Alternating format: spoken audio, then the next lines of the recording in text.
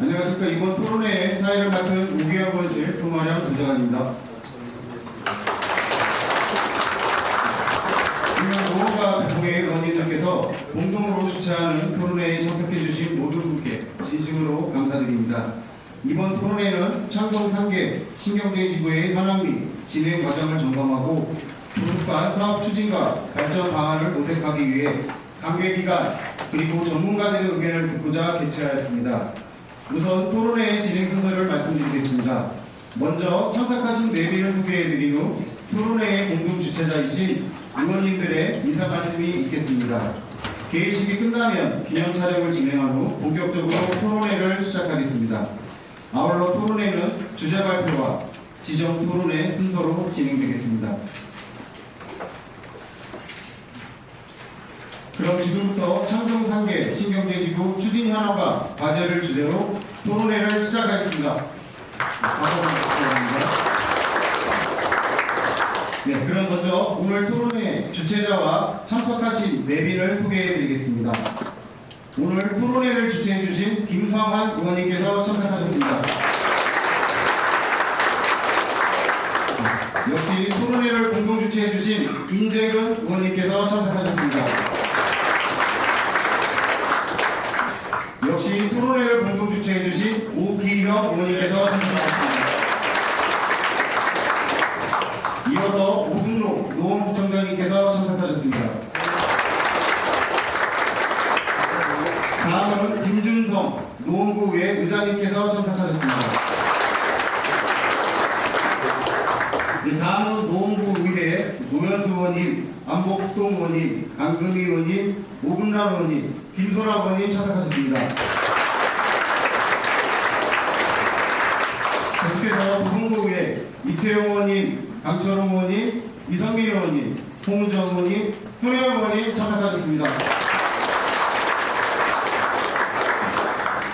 이어서 오늘 토론회 발제자와 토론자를 소개해드리겠습니다.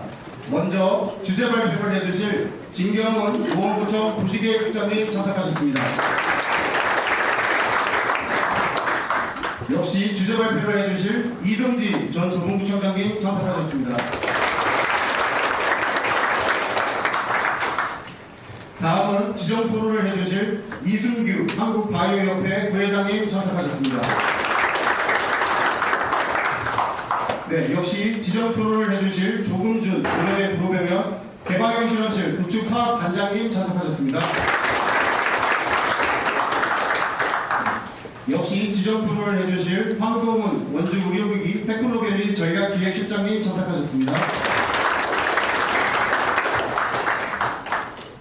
마지막으로 지정 토론을 해주실 홍성환 서울 아레나 사무님 참석하셨습니다. 네, 잠시.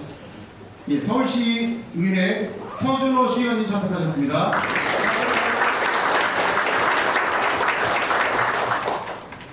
네, 그럼 이어서 오늘 토론회를 주최해주신 김성환 의원님께서 인사 말씀을 해주시겠습니다. 박수로 환영해 주시기 바랍니다.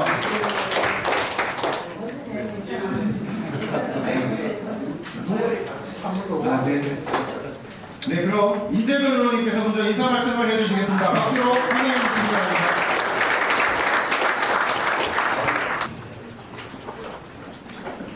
안녕하세요. 인재근입니다. 아마 제가 늙었다고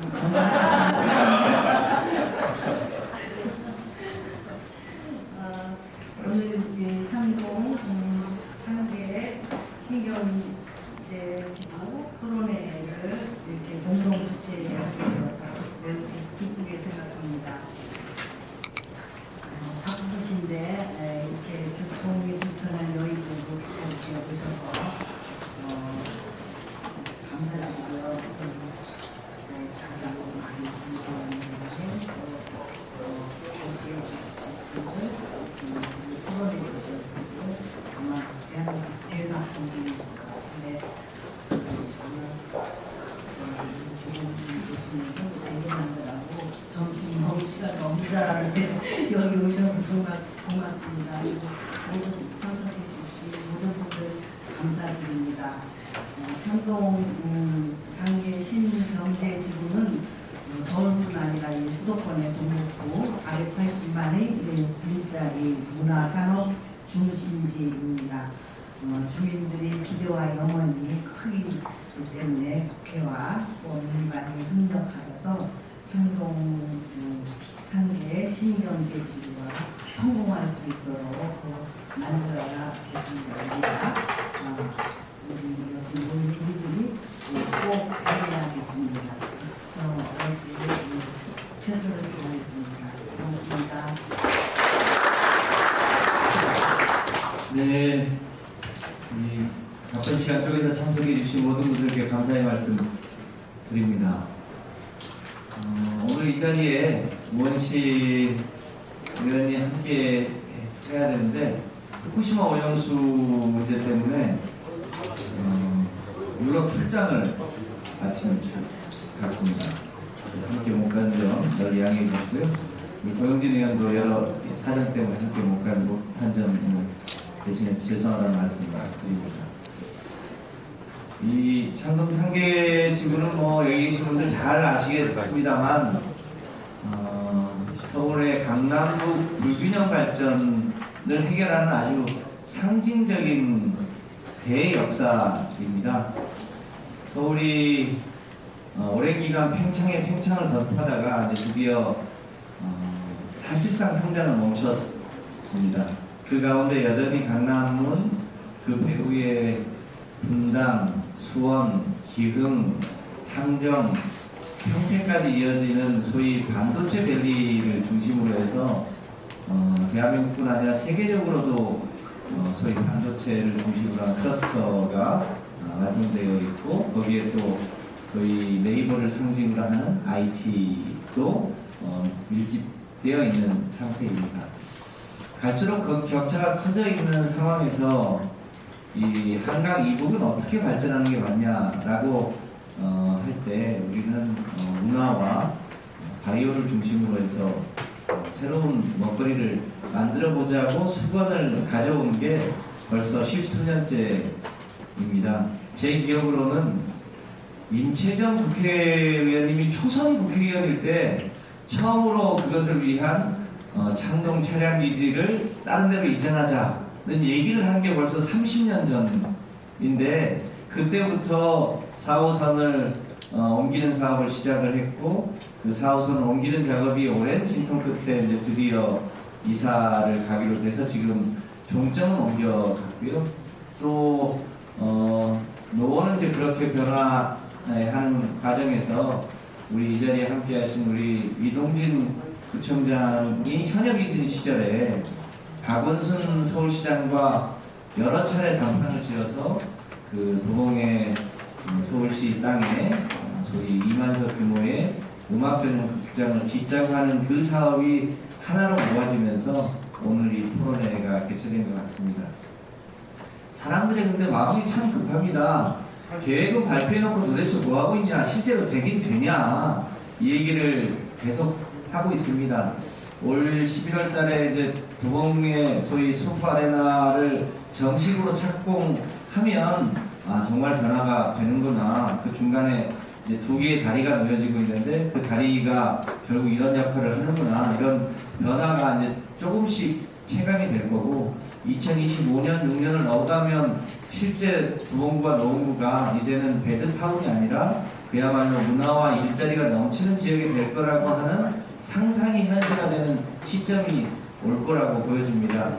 그 과정에 여러 사람들의 손대와 정성이 모여 있습니다만 넘어가야 될 숙제가 여전히 많습니다. 특히 이제 2만석 규모의 이 음악전용 극장은 카카오가 운영과 여러 가지 소프트웨어를 제공할 거니까 뭐 저는 잘 될 거라고 봅니다만 바이오 중심으로 한 창동 이 차량기지 쪽의 변화는 여전히 넘어가야 될 숙제가 많습니다.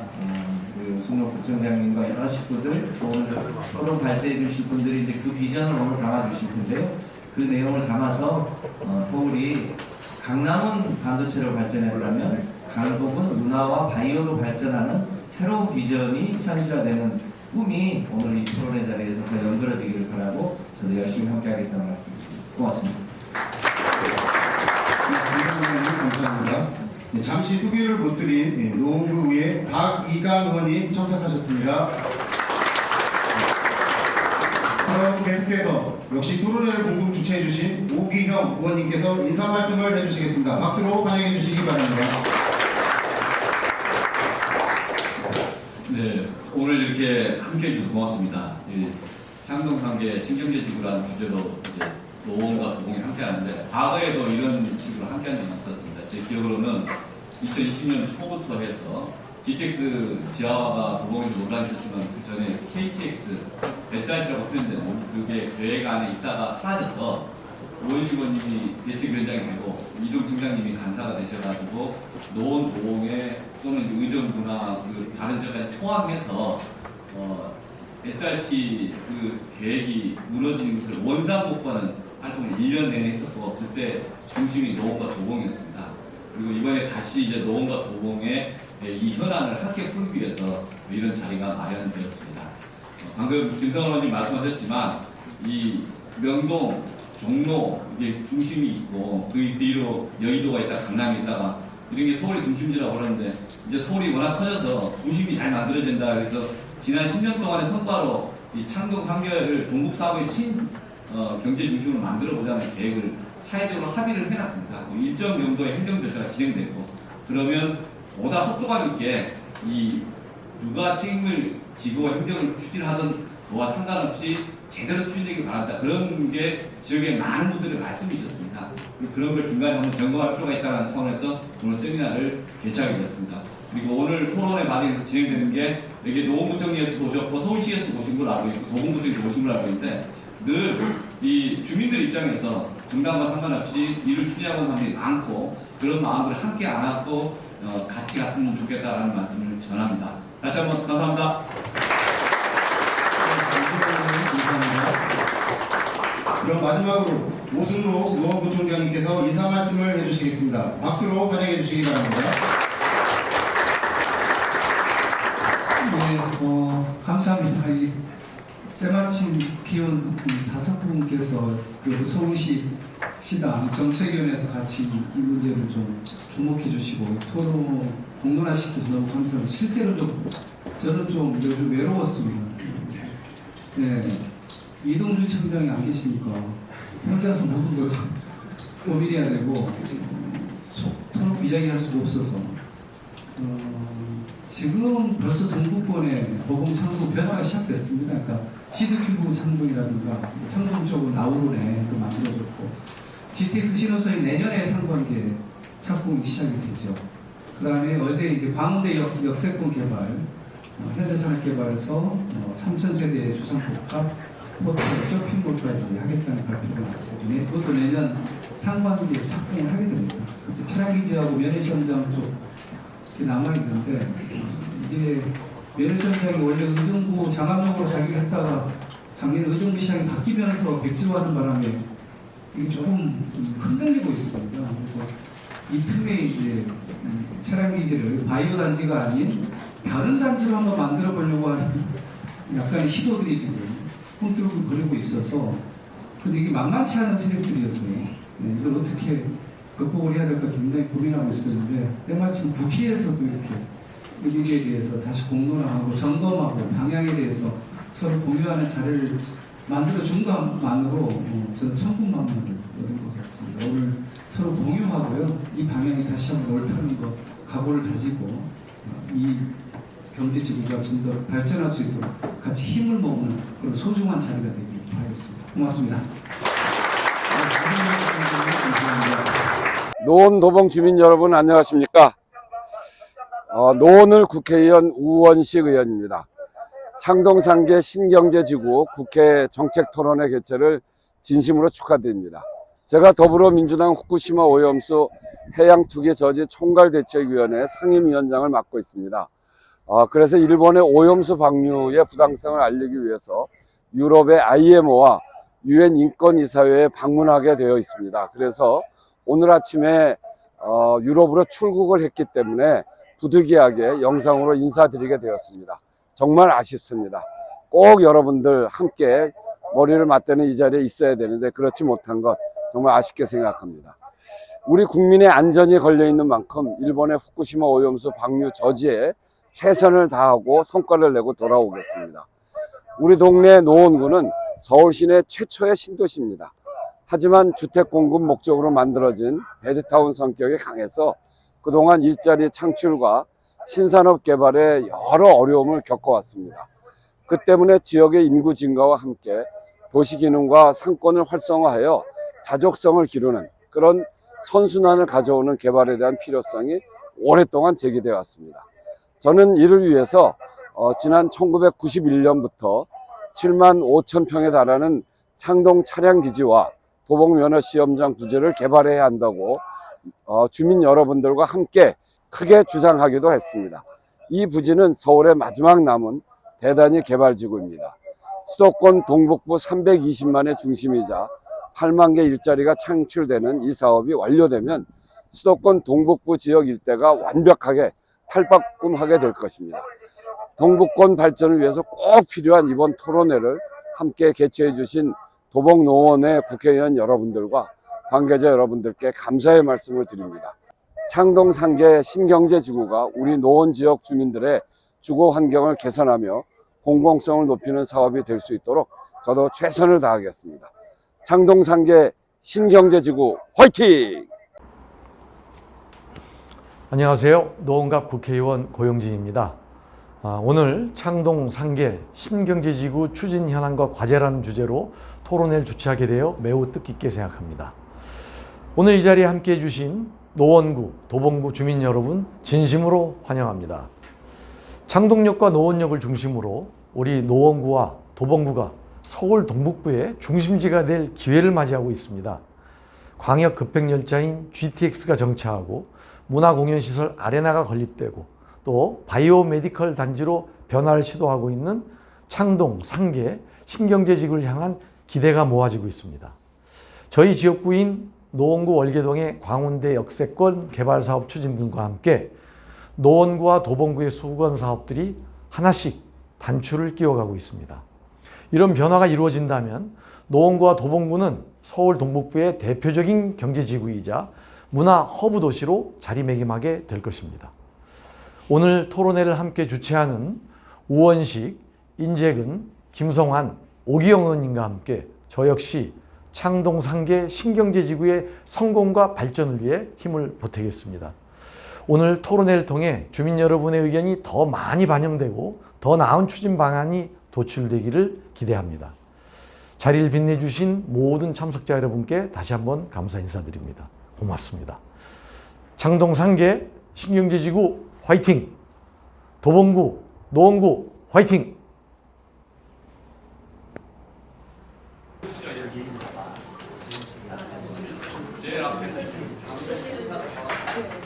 자, 찍겠습니다. 하나, 둘, 셋. 창동 상계 신경제지구 화이팅 한번 하시죠. 신경제지구 주거, 자연환경, 문화의 강점을 지니고 있습니다. 연내 착공 목표인 GTX-C 노선이 개통되면 삼성역과 광운대, 창동역과는 각각 10분 내외 거리에 위치하여 수도권 동북부 교통의 핵심 역할을 할 것입니다.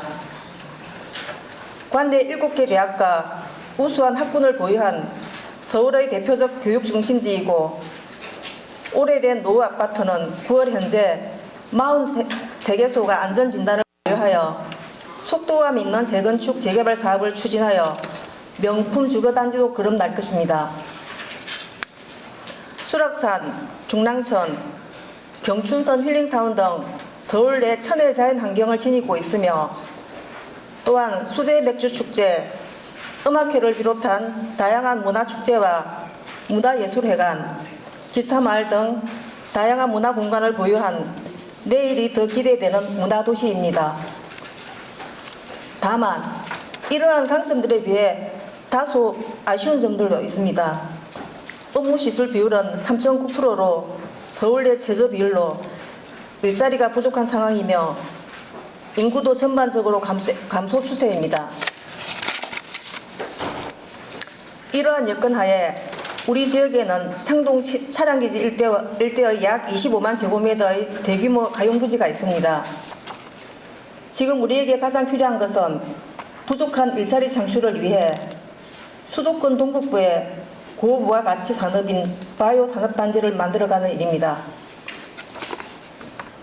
그간 서울시에서는 2017년 창동 지역은 문화예술산업, 상계는 혁신성장 거점으로 조성하겠다는 창동 상계 도시재생 활성화 계획을 발표하고 2020년 서울시 SBMC 육성 및 유치 방안 용역을 거쳐 2021년 10월 서울대병원 유치 및 바이오 의료단지 조성 계획을 포함한 창동 상계 신도심 조성 구상을 오세훈 서울시장께서 현장 발표하였습니다. 그럼 바이오 단지를 추진해야 하는 이유를 살펴보겠습니다. 1980년대 주홍화학 분야, 2010년대 정보통신산업을 거쳐 2030년대에는 바이오 분야가 GDP의 30%, 시장 규모는 931조에 예상되는 고용 창출 효과로 급성장하는 고부가 산업입니다. 국가 차원에서도 대통령께서 보스턴 방문하신 후 2023년 6월 첨단 산업 글로벌 클러스터 육성 방안을 발표하는 등 바이오를 미래 첨단 산업으로 육성할 계획입니다. 세계 바이오 산업을 1번지인 보스턴은 대학, 병원, 기업, 연구소 등이 잘 연계되어 바이오 분야로 연간 2조 달러, 하나로 약 2,600조 원에 달하는 경제적 효과를 창출하고 있습니다. 바이오 클러스터 조성 전후 보스턴은 도시 일대 모습이 혁신적으로 변화되었습니다. 노웅근은 올해 3월 미국 보스턴을 방문하여 대형 병원, 기업, 연구소, 대기업이 유기적으로 연계하는 모습을 직접 목도하였고 창동 차량계지 일대 부지도 바이오 기업, 연구소, 병원이 유기적으로 연계된다면 한국의 바이오 산업의 메카로 성공할 수 있다는 확신을 가지게 되었습니다. 그간 바이오 조성 경과를 보면 선결 과제인 도봉민원 시험장 이전을 위해 2021년 12월 서울시, 노원구, 어정부 간 이전 협약을 체결하였고 서울대병원 측에서도 서울시, 노원구, 서울대병원 간 협약 추진을 위해 이사회 보고 안건을 통과시켰습니다. 그러나 현재 아쉽게도 도봉민원 시험장은 어정부시의 이전 반대로 사실상 당초 계획이 무산된 상황입니다. 앞으로 수도권 동북부의 신경제 중심지로서의 도약을 위한 바이오 메디컬 클러스터 조성을 위해 3가지 사항이 요구됩니다. 첫째, 도봉면허 시험장은 양주시로 이전이 필요합니다.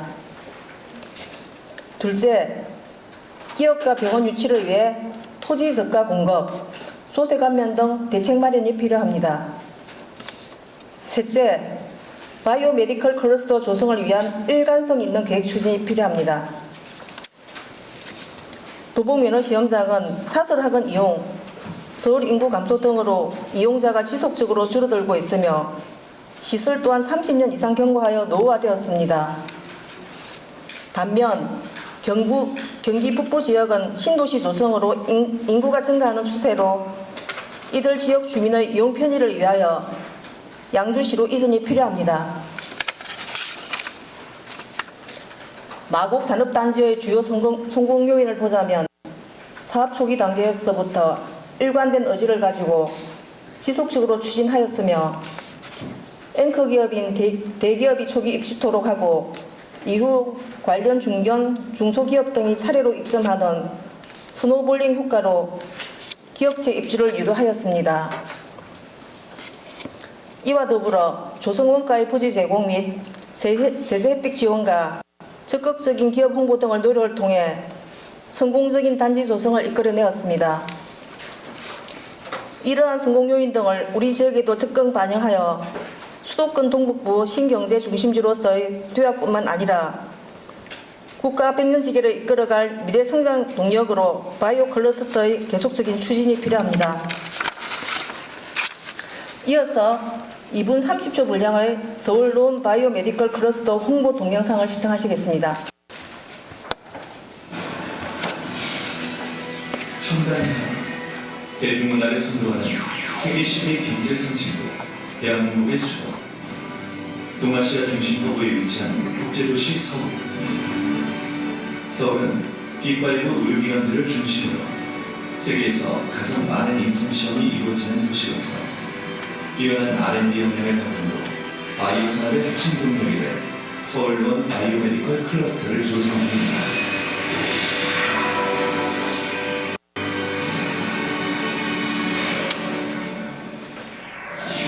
지난 2017년 기간한 홍콩 바이오 허브로부터 연계, 확장되는 SNBMC, 협소한 면적의 창업, 인큐베이팅으로 한정된 바이오 허브의 기능을 확대하여 연구, 임상, 사업화에 이르는 모든 과정을 클러스터 내에서 구현할 예정입니다.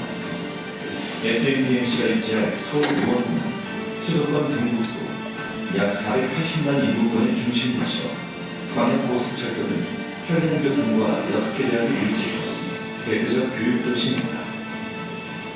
노원구 상경, 철도 차량 기지와 운전면허 시험장 일대 약 24.7만 제곱미터에 들어설 SNBMC 핵심 앵커 서울대학교 병원을 중심으로 창업, 인큐베이팅을 위한 혁신 벤처단지, 주변 대기업 중심의 글로벌 선도단지, 서울대학교 병원과 연계한 R&D 앵커 시설단지와 그 외 컨벤션, 호텔 등 지원시설도 함께 조성될 예정입니다. SNBMC는 미래형 의료기기 개발과 세포, 유전자 치료제를 기반으로 하는 첨단 재생의료에 특화하여 개방형 연구사업화 플랫폼을 구축할 계획으로 특히 서울대학교 병원이 보유한 약 1,000만 명의 양질의 진료, 임상 데이터를 공유하여 오픈 이노베이션 환경 구축에 적극 활용할 예정입니다. 대한민국 최고의 인프라와 인구 역량이 밀집한 서울 유일의 바이오메디컬 클러스터, 세계적 연구병원을 중심으로 역량 있는 대학, 기업이 함께 협력하고 성장하는 열려 있는 첨단 플랫폼. 2030년 SNBMC가 새로운 미래 바이오메디컬의 중심으로 나아갑니다.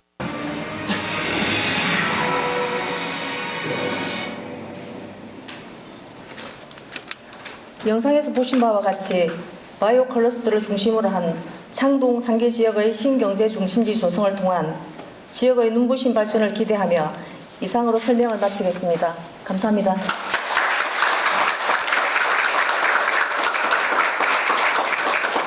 진경 국정부 대표 잘 들었습니다. 네, 다음으로 이동진 전 도부부총장님께서 발표해 주시겠습니다.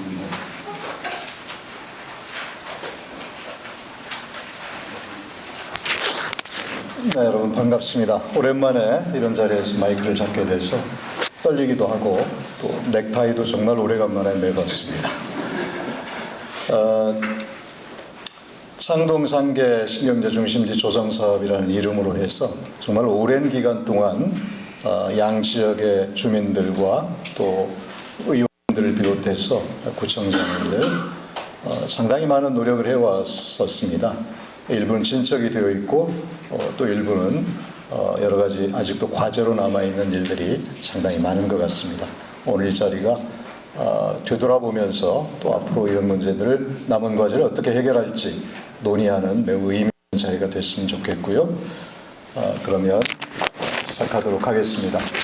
제 소개했나요? 전 도봉구청장 이동진이고요. 공식적으로는 실업자이기도 합니다. 네. 마이크를 따로 가지면 좋겠는데 여기 옆에서 보려니까 좀 그러네요.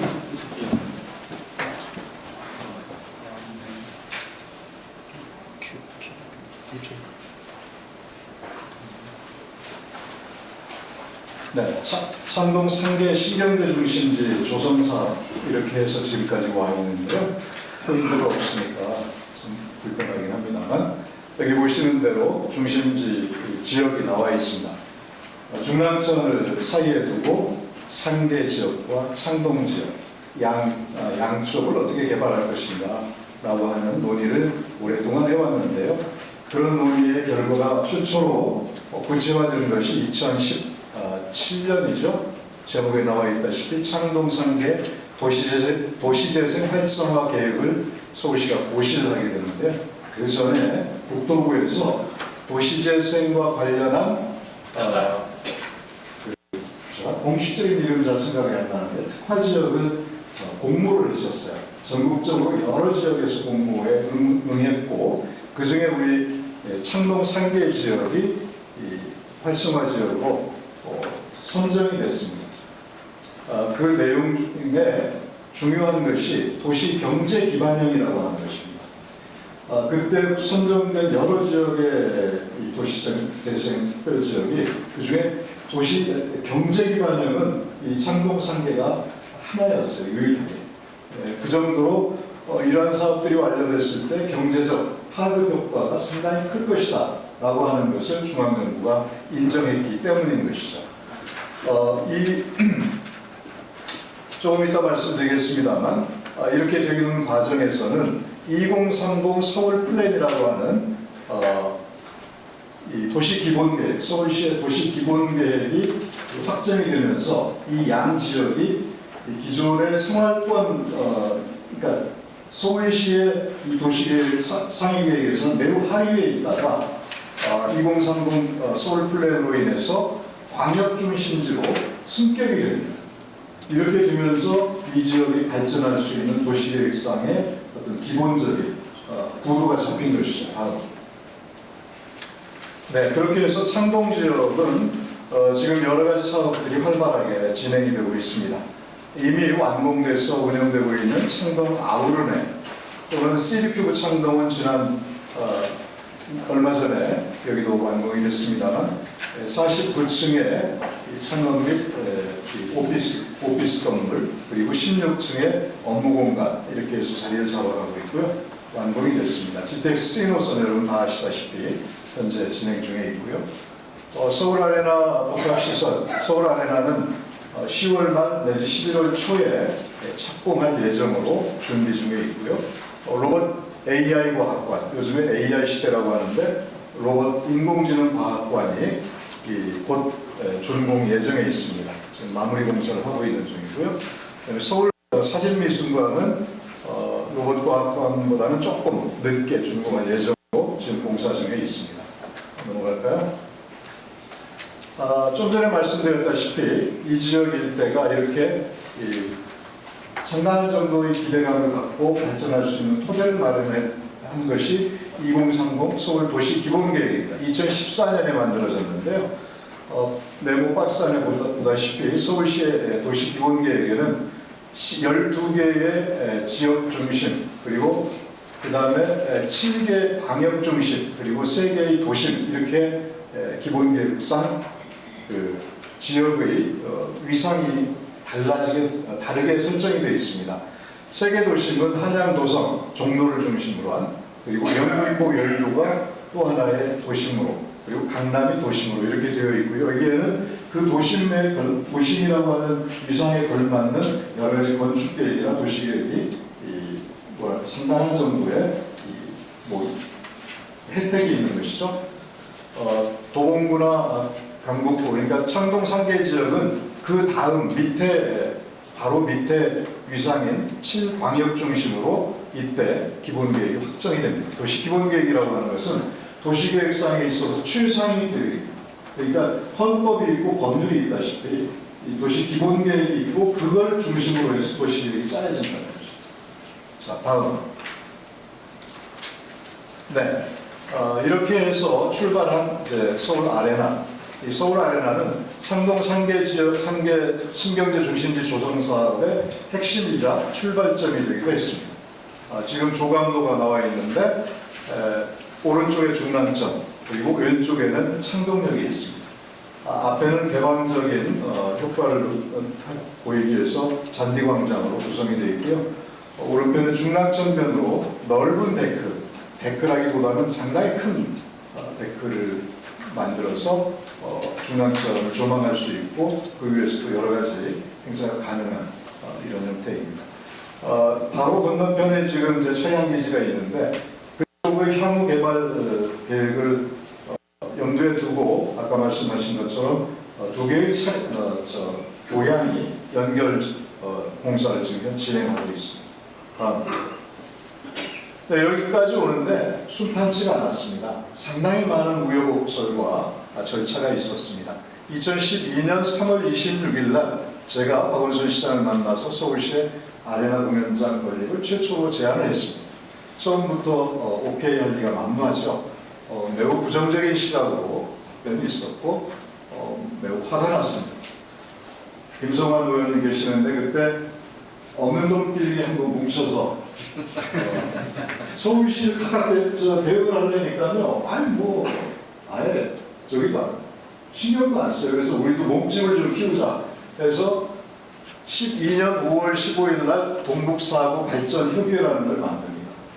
지금 선거구에 구성장했던 의원님 되신 김영배 의원님, 우리 김성환 의원님, 그리고 그다음에 강북의 박병수, 이게 네 분 현재 당시의 총장님 모여서 발전협의회를 만들어서 각각 각자 도생이 아니라 경쟁도 해야 되지만 경쟁뿐만 아니라 협력을 통해서 공동 발전해보자 라고 하는 목표를 가지고 협의회를 발족을 했습니다.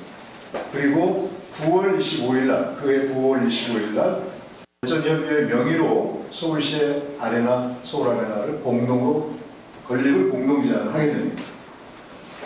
물론 무에서는 차량기 이전이라든지 이런 등등의 각 구의 핵심적인 사안들을 같이 공동으로 제안을 하게 됩니다. 이렇게 몸집을 키워서 조금 이제 같이 제안을 하니까 서울시가 조금 이제 달리 보기 시작한 거죠. 그리고 우리가 동북사구 발전협의회를 만들어서 이렇게 대응을 하니까 박원순 시장께서 서울시의 대응 조직을 만듭니다. 그 당시에는 동북권 사업단이라고 하는 국단위를 만들어서 그러면 이 동북사구에 대한 지원을 어떻게 할 건지를 계획을 세워서 서울시 차원에서 지원하겠다. 이렇게 출발을 하게 된 거죠. 그래서 이제 이런 창동 3개 관련된 여러 사업들이 탄력을 받기 시작을 합니다. 2015년에 드디어 박원순 시장께서 일본 사이타마 슈퍼아레나를 방문하게 됩니다. 거기서 서울 아레나를 추진하겠다고 공식적으로 발표를 합니다. 물론 그 전에 제가 박 시장을 만나서 사이타마 아레나를 꼭 한번 가보십시오라고 몇 번을 얘기했습니다. 저는 그 전에 가봤습니다. 이렇게 해서 공식적으로 발표를 하게 되고 2016년 1월 달에 서울 아레나, 주식회사 서울 아레나라고 하는 SPC를 구성해서 특수법인에서 KDI, 기재부산의 KDI에 민간 투자 사업 제안서를 공식 제출하게 됩니다. 민간 투자 사업이기 때문에 정부의 투자 적격성 검토를 받아야 되는 법적 절차가 있는데 최초로 이제 시작을 한 거죠.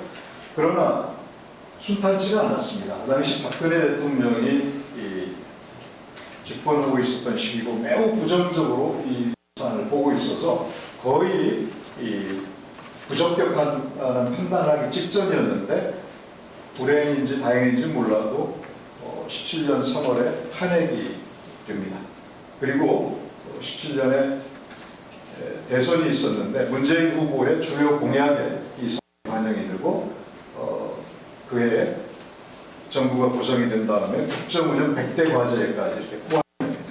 그렇게 해서 2018년 1월 달에 수정 제안을 기재부에 KDI에 민간 투자 사업이 수정 제안되는데 원래 있던 것들을 그대로 안 된다고 절차를 이만큼 밟아왔는데 느닷없이 오케이가 될 수가 없으니까 투자 민간 사업자한테 오히려 기재부에서 수정 제안을 빨리 좀 해달라 그러면 최대한 빨리 좀 오케이를 해주겠다라고 해서 수정 제안을 하게 됩니다.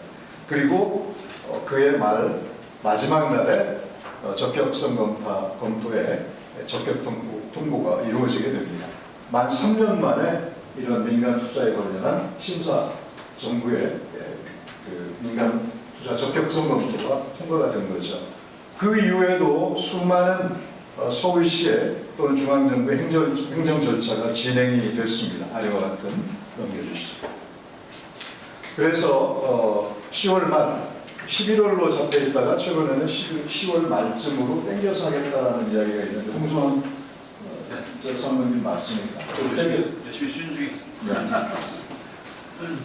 뭐 대개 다 아시는 바니까 넘어가도록 하고요. 아레나는 18,300명 정도의 좌석이 있는 공연장인데 최대 27,000명까지 들어갈 수 있는 그런 곳입니다. 사업비는 원래 3,500억 정도 예상을 했는데 최근에 자재값, 인건비 등등 금리가 다 올라가면서 실제로 5천억 정도 추가됐다고 해요. 맞습니다. 네.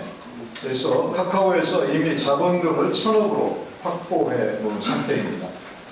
사업비 대비 20% 자본금을 확보해야 되는데 이 자본금이 확보된 걸로 알고 있습니다. 넘어가시죠. 네, 그렇게 해서 잘 진행되는 듯 했는데 코로나가 벌어지면서 공연 산업이 완전히 셧다운 됐어요. 이 사업을 맡기로 했던 카카오가 못하겠다고 포기 선언합니다. 난리가 났었죠. 그러다가 꼬시기도 하고 협박도 해가지고 다시 하기로 했고 작년 4월 달에 서울시 카카오 함께 실질적인 최종 행정절차인 실시협약을 체결하게 됩니다. 사진이 그렇습니다. 가운데 오세훈 시장, 그다음에 까까머리가 남궁은 카카오 대표, 맨 오른쪽이 김성수 카카오 이사회의장, 왼쪽이 저 이렇게 해서 사진을 찍었는데 저 자리에서 제가 눈물이 좀 나서 그게 잘 되는 줄 알았는데 우크라이나 전쟁이 터지면서 이 사업점이 또 됐어요. 그래서 착공을 이제야 하게 되는 겁니다. 넘어가시죠. 네, 이래서 서울 아레나가 가져올 변화를 보면 음악 중심의 문화도시로서 도시 이미지가 완전히 바뀔 것이다. 연간 180만 명 정도의 관람객이 유입돼서 도시 환경이 증진될 거고 또 국내 최초이자 최대 규모의 대중음악 공연장으로서의 아레나 위상이 확보되면서 도시의 이미지가 완전히 달라질 것이다. 그리고 이곳은 글로벌 수준의 탑클래스 아티스트들이 월드 투어하는 거점으로서 기능할 것이다. 국내에 이루어지는 가수들이, K-pop 가수들이 공연하는 그런 정도의 수준이 아니라 세계적인 수준의 탑클래스 아티스트들이 월드 투어하는, 우리 BTS 있잖아요. BTS가 국내에서만 공연하는 게 아니지 않습니까? 그동안에 월드 투어가 이루어지지 않았어요. 왜냐하면 공연장이 없었기 때문에, 전문 공연장에. 이제 창동의 아레나가 그런 역할을 할 것이다. 그리고 많은 기업, 문화기업 내지는 일자리가 창출될 것으로 보여지고 있습니다. 네, 넘어가시죠. 네, 해외 사례입니다. 이걸 왜 해보려고 그렇게 끊임없이 노력했냐면 다른 해외도 이런 문화적인 사업을 통해서 도시가 얼마나 활성화되는지를 볼 수가 있었습니다. 영국의 O2 아레나라고 하는데요. 세계적으로 유명한 그리고 가장 많은 관광객이 찾는 세계에서 공연장으로 알려져 있습니다. 그 이전에는 여기도 런던에 매우 외곽에 있는 곳이었고 낙후된 곳이었는데 이로 인해서 대단한 지역의 활성화가 이루어졌습니다. 연간 200만 명 이상의 관람객이 찾는 공연장이라고 합니다. 네, O2 아레나도 전 직접 가봤습니다. 뉴욕의 링컨 센터인데요. 여기에서 예술가들이 공연하면 정말 스스로 자랑스럽게 생각하는 것이죠. 링컨 센터 역시도 뉴욕의 후미진 그 슬럼가였는데 링컨 센터가 들어서면서 맨하탄을 대표하는 문화 지역으로 이렇게 발돋움했습니다. 다음, 일본의 사이타마 슈퍼 아레나라고 하는데 슈퍼 아레나는 25,000석 이상을 슈퍼 아레나라고 합니다. 2만석 전후를 일반적으로 아레나라고 얘기를 하고요.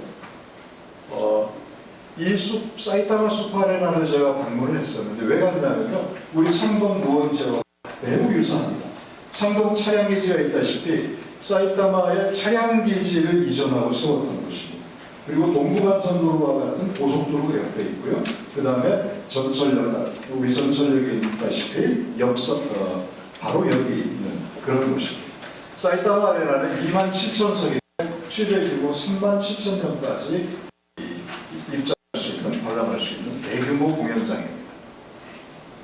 이렇게 후미진 곳에 서울의, 그러니까 도쿄의 북부에 있는 곳인데 이 사이타마 아레나가 생기면서 도시 자체가 완전히 달라지는 그런 변화를 가져왔다고 합니다.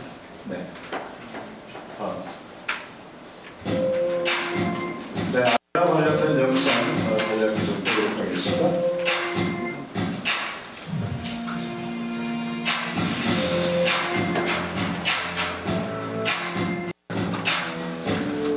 음악도시 창동에 세워지는 국내 최초 최고의 전문 공연 시설 서울 아레나.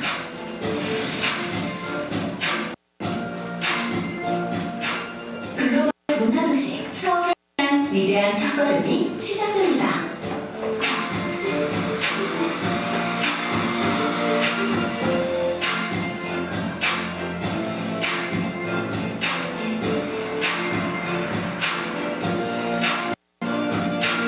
공연문화를 선도하는 아레나와 함께 8명 규모의 중형 공연장, 최첨단 멀티플렉스, K팝을 위한 뮤지엄까지 공연 자체의 경험, 그 이상의 감동을 드립니다.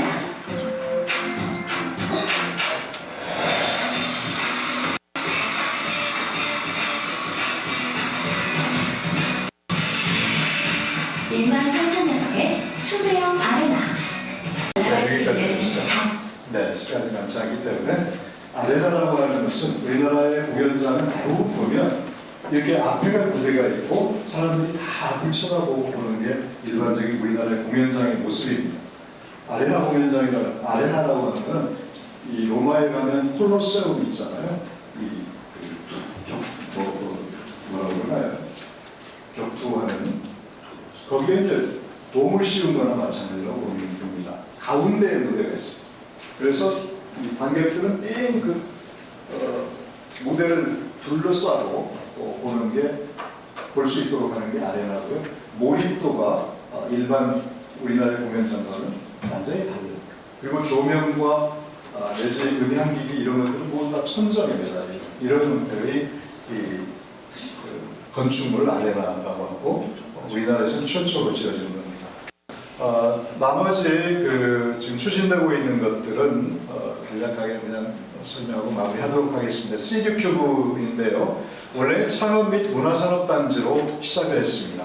이것은 아레나 공연장의 배후기지로 설정을 하고 시작을 했던 것입니다. 여기에 많은 문화기업들이 들어올 수 있도록 하고 문화산업 종사자들 그리고 음악인들이 이 창작과 주거를 할 수 있는 이런 공간으로 설정을 했는데 시기적으로 아레나가 늦어지면서 이게 먼저 완공이 되어버렸습니다. 그래서 비워놓을 수는 없고 일반 기업이나 일반인들이 입주할 수밖에 없는 그런 상황이 돼서 매우 안타깝게 생각합니다. 세대유학 비용이 넘어가죠. 네, 로봇 AI 과학과는 거의 지금 완공이 마무리 공사를 진행 중에 있고 사진미술관도 지나가죠. 마지막에 환승 창동역 복합환승센터인데요. 저기 오른쪽 화면 오른쪽에 이제 높이 솟아 있는 게 49층의 시드큐브이고요. 왼쪽 건물 이게 지금 조감도인데요. 이런 형태로 지어지는 게 창동역 바로 붙어 있는 공영주차장에 환승센터를 추진하고 있는데 요즘 서울시에서 국토부의 도시재생 혁신지구 지정을 받아서 추진하려고 하다가 이 새 정부 들어서 정책이 바뀌면서 폐지가 됐습니다. 그래서 SH 중심으로 새롭게 다시 출발하려고 하는 계획을 갖고 있습니다. 28년 완공, GTX나 내지는 KTX가 정차하는 교통의 요충지로서 역할을 할 수 있도록 지원하는 시설입니다. 넘어가시죠. 네, 창동 민자 역사가 오랫동안 정지되어 있다가 다시 지금 공사를 시작하고 있고 2026년 3월 준공을 목표로 공사를 재개하고 있습니다. 넘어가시죠. 네, 이제 마지막인데요. 이처럼 창동과 상계가 연계해서 상호 공동의 발전을 위해서 이런 많은 노력을 기울여 왔는데 약간 시차가 생겨서 조금 아쉬운 그런 마음이 있습니다. 이 노원 지역에 대규모 부지가 사업계획이 최종 확정이 되고 신속하게 확정이 돼서 서로가 시너지를 얻을 수 있도록 하는 그런 계기가 빨리 왔으면 좋겠고요. 우리 계신 의원님들이 또는 주민들께서 더 관심을 갖고 함께해 주셨으면 고맙겠다는 말씀을 드리겠습니다. GTX C노선과 더불어서 SRT가 연장이 될 예정인데 저 그림을 보면 빨간 게 A노선이고 녹색이 C노선입니다. 교차점이 삼성역입니다. 현재 수서까지 SRT가 와 있습니다. 그러니까 1호선을 지나고 있는 것이죠. 그러니까 A노선을 지나고 있는 것이죠. 그래서 저희가 수서에서 삼성까지만 SRT를 연장하면 C노선을 기존의 GTX C노선은 그냥 그 선로를 이용해서 SRT가 다닐 수 있기 때문에 그렇게 해달라고 하는 노력을 보이지 않게 한 1년 동안 했고 아까 말씀 속에 있었습니다만 우원식 의원님을 비롯해서 이 지역 양지역의 의원님들 모두 그리고 단체장들 모두가 공동의 노력을 펼쳐서 지금 SRT 연장안이 의정부까지 연장하는 것으로 창동역을 경유해서 이렇게 확정이 되어 있다는 말씀을 드리고요. 네, 제가 시간을 너무 뺐은 것 같습니다. 마무리하겠습니다. 고맙습니다. 네, 이동진 구청장님의 발표 잘 들었습니다. 그럼 이상으로 주제 발표를 마치고 계속해서 지정 토론을 시작하겠습니다. 지정 토론은 발표 전 내국에서 준비해 주신 내용에 대해 각각 10분간 발표하는 방식으로 진행되겠습니다. 이어서 지정 토론의 진행은 오기형 의원님께서 해주시겠습니다. 바로 시작하겠습니다.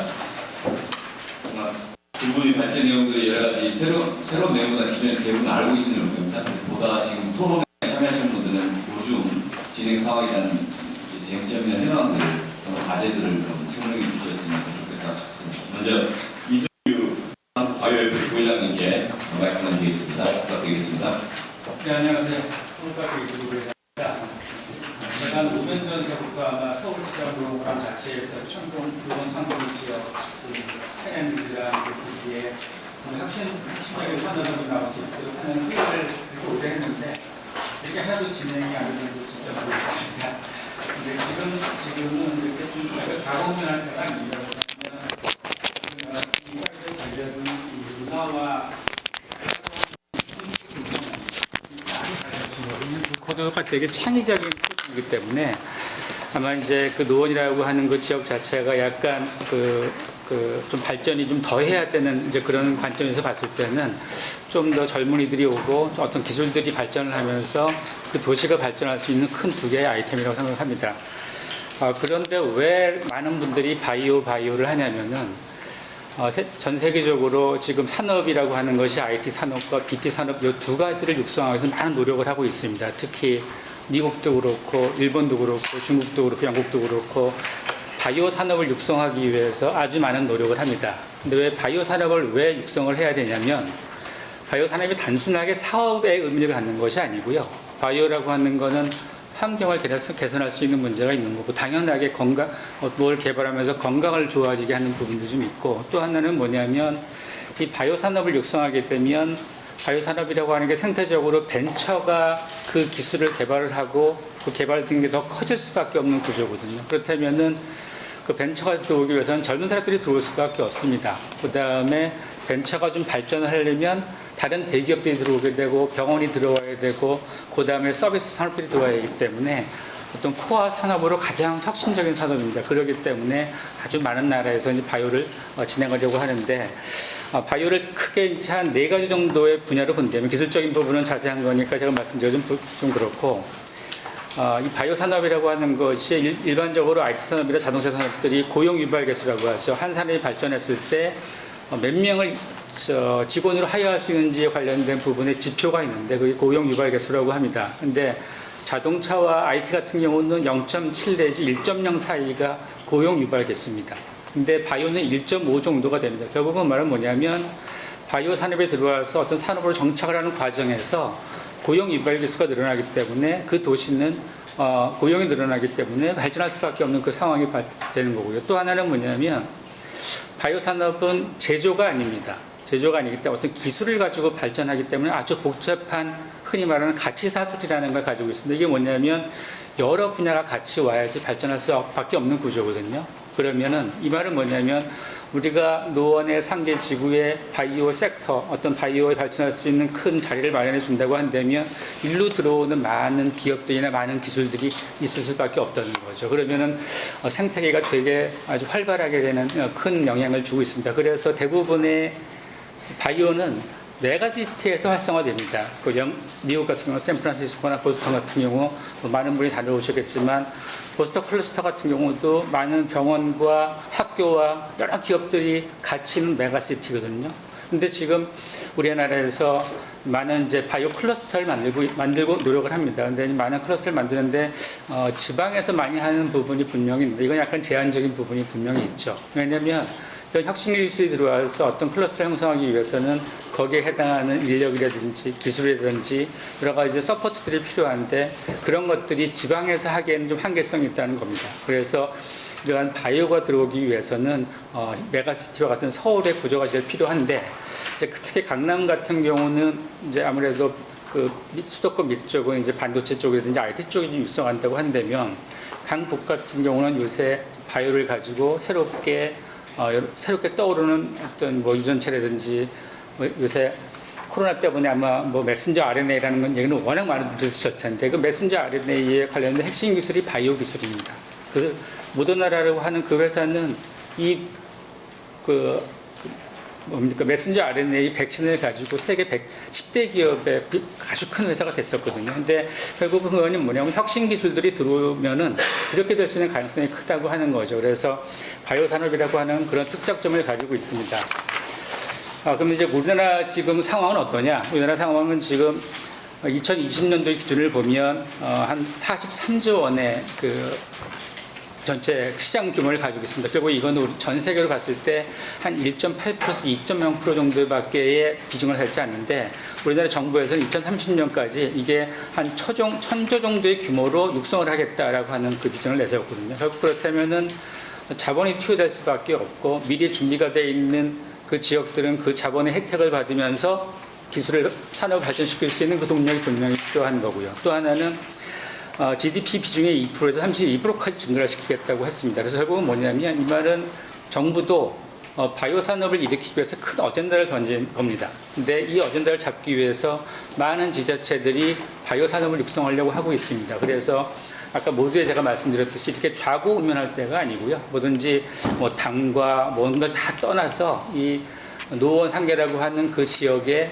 뭔가 의미 있는 발전성이 가능한, 그다음에 다른 데보다 경쟁력이 있는 바이오의 클러스터를 확보하는 것이 제가 보기에는 빠른 시일 내에 해야 되지 않을까. 그게 우리나라의 미래 먹거리를 만드는 가장 큰 원동력이 될 수도 있고 하나의 기회가 될 수 있습니다. 그래서 좀 더 강력한 거버넌스를 가지고 좀 저희가 이 문화와 바이오 산업의 좀 프로그램들을 좀 강력하게 추진할 필요가 있지 않겠냐 생각을 합니다.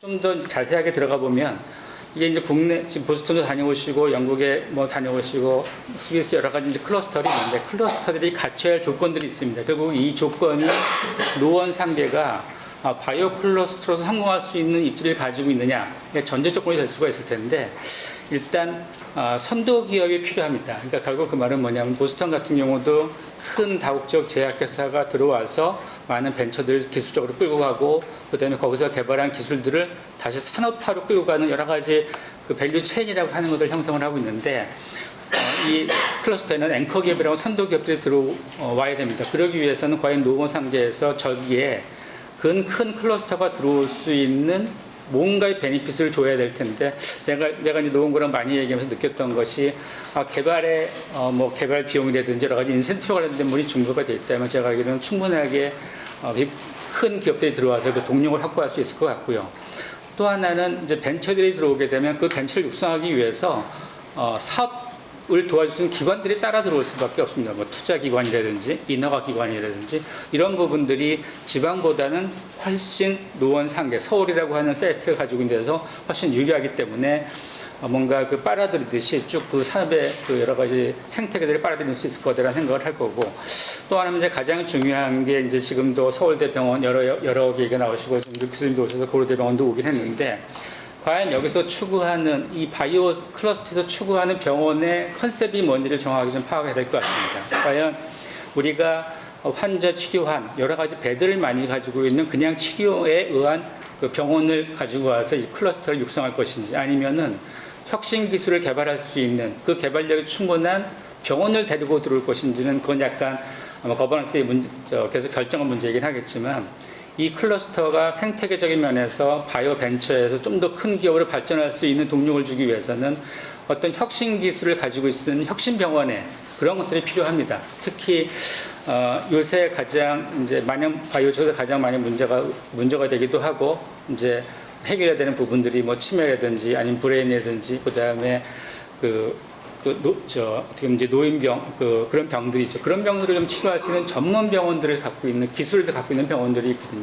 그 병원들이 들어오면서 기술 발전뿐만이 아니고 환자에 관련된 부분을 같이 케어를 해준다면 아마 여기서 나오는 기술들이 구민들이나 시민들이 느낄 수 있는 아마 좋은 기술이 될 거라고 생각을 합니다. 그래서 병원이라고 하는 것이 반드시 꼭 서울대 병원이어야만 할까?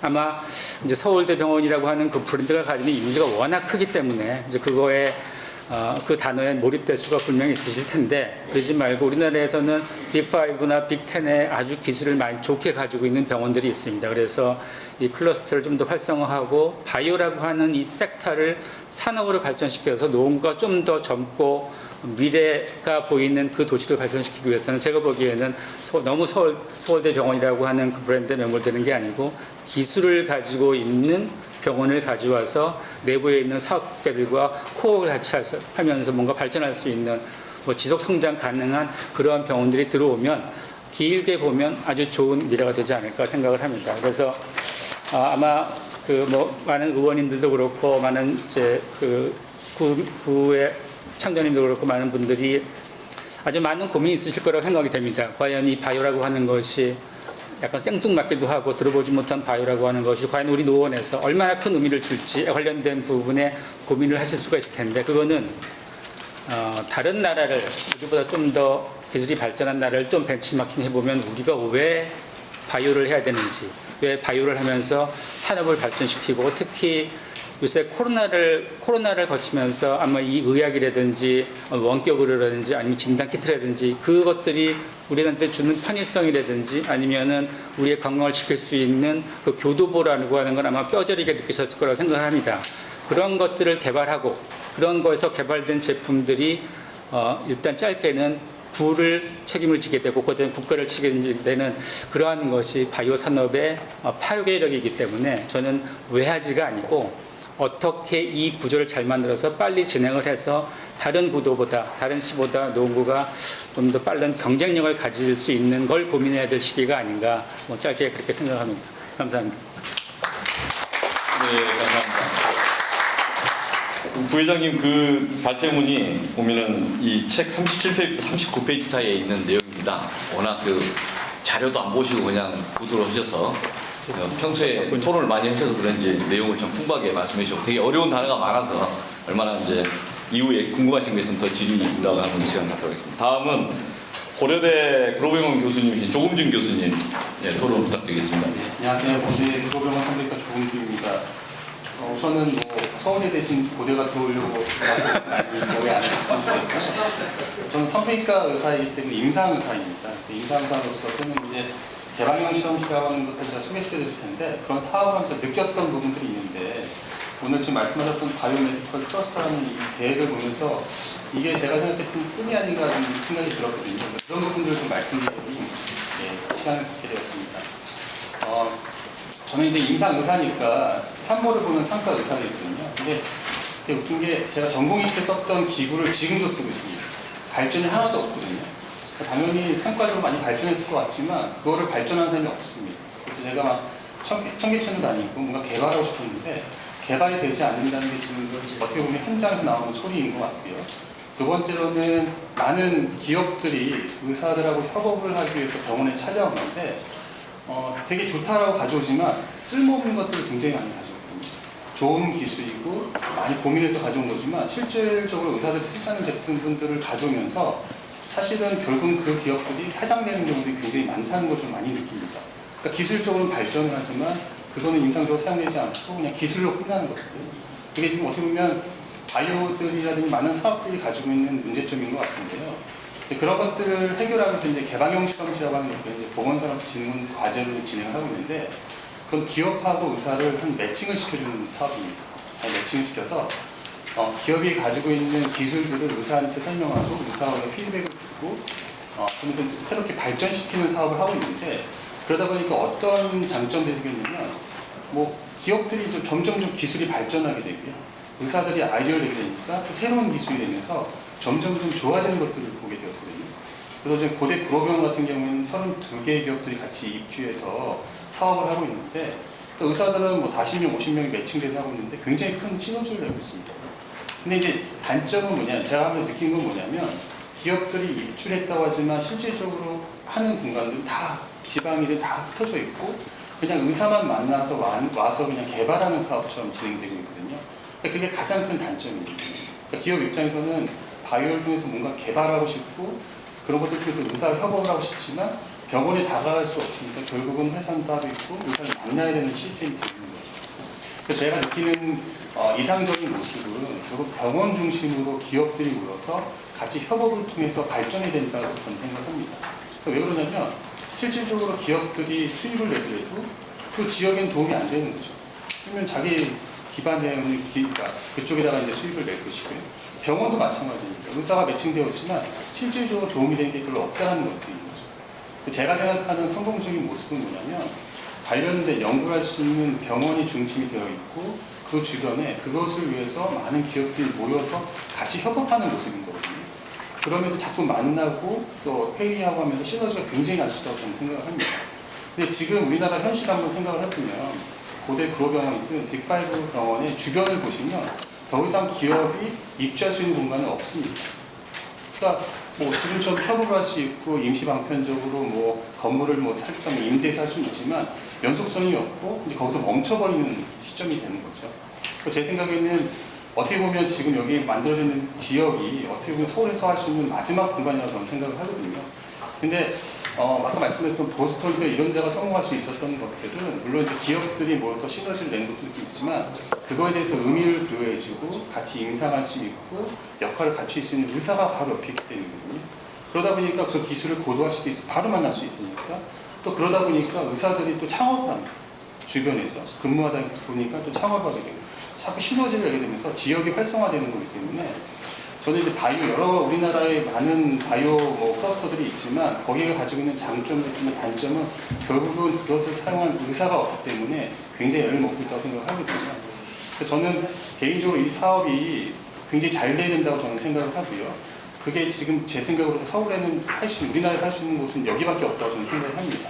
그래서 아까 말씀드린 것처럼 오세훈처럼 말씀드렸지만 서울대든 어떤 연구 중심을 할 수 있는 병원들이 입주해 있고요. 좀 더 확장시킨다면 꼭 하나의 병원일 필요는 없는 거죠. 오히려 반대로 관심 있는 여러 병원 중에서 테마병을 모아서 연구 중심 병원이지만 그 안에 여러 병원들이 들어올 수 있게 하는 거고, 그거와 관련돼서 관심 있는 기업들이 입주하게 된다고 한다면 제 생각에는 굉장히 큰 시너지가 날 것이고 그 지역에 활성화되거나 그럴 수 있을 거라고 저는 생각을 하고요. 참고로 저희가 이제 개방형 실험실을 같이 운영을 하고 있는데 실제 구로구지만 구로구에 있는 기업들은 없습니다. 강남이나 다른 지역들이 있는데 결국은 계속 시너지를 내다 보니까 이쪽으로 다시 오고 싶어하는 마음이 생기게 되고 지역 활동을 같이 하게 되고 굉장히 좀 시너지를 내게 되는 것 같습니다. 그래서 이 사업이 저는 어찌됐건 구로구에 있으니까 열렬히 응원을 할 것이고 어떤 계획을 세울 때 아까 말씀드린 것처럼 다른 지금 우리나라에 있는 많은 바이오메디컬 클러스터하고 좀 차별성을 가지려면 연구중심병원이라는 의사 집단이 중심에 있고 그걸 같이 할 수 있는 기업들이 들어올 수 있는 문화를 만들어 주신다고 한다면 제 생각에는 외국뿐만 아니라 우리나라 다 너무 잘하잖아요. 그러니까 외국뿐만 아니라 우리나라에서도 선도적으로 나갈 수 있는 굉장히 큰 성장 동력을 가지고 있을 거라 생각합니다. 그래서 꼭 국민의 한 사람으로서 꼭 이것이 잘 이루어질 수 있도록 응원하고 격려하겠습니다. 이상입니다. 네, 감사합니다. 부회장님보다 더 전문적이고 또 더 응원하시는 말씀을 해주셔서 고맙습니다. 다음으로는 원주 의료기기 테크노밸리 기획실장님입니다. 황동훈 시장님 토론 말씀 부탁드립니다. 안녕하세요. 원주 의료기기 테크노밸리 기획실장으로 있는 황동훈입니다. 먼저 좋은 자리에 초청해 주셔서 감사드립니다. 제가 오늘 토론 발제로 처음에 주제를 받았을 때는 저희 원주 의료기기라는 이 클러스터가 어떻게 되었고 이 부분이 어떻게 가야 되는지 이런 것들을 좀 말씀해 달라고 요청을 주셔가지고 그런 거를 준비를 했었었는데요. 저는 사실 경기도에 있는 저도 산업종합병원에서 좀 있다가 경기도에 그래서 바이오 클러스터를 만드는 거에 좀 역할도 하고 그러다가 올 초에 사실은 올 8월이죠. 원주 의료기기 테크노밸리로 이동을 해서 여기서 지금 현재 전략 기획실장을 했는데요.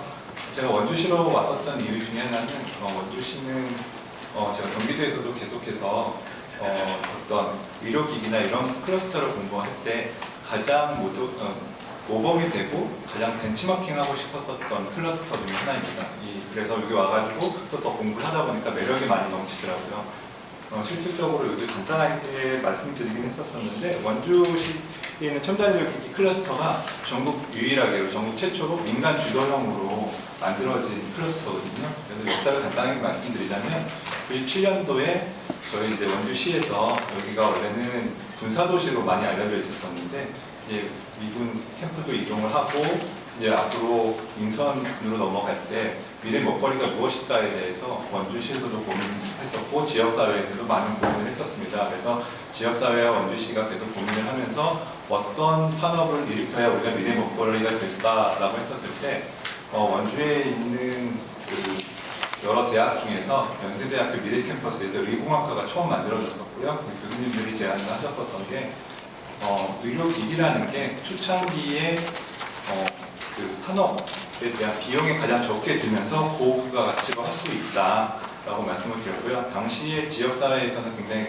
그럼에도 불구하고 반대가 많았습니다. 왜 그러냐면 군사도시다 보니까 산업 기반이 전혀 없었거든요.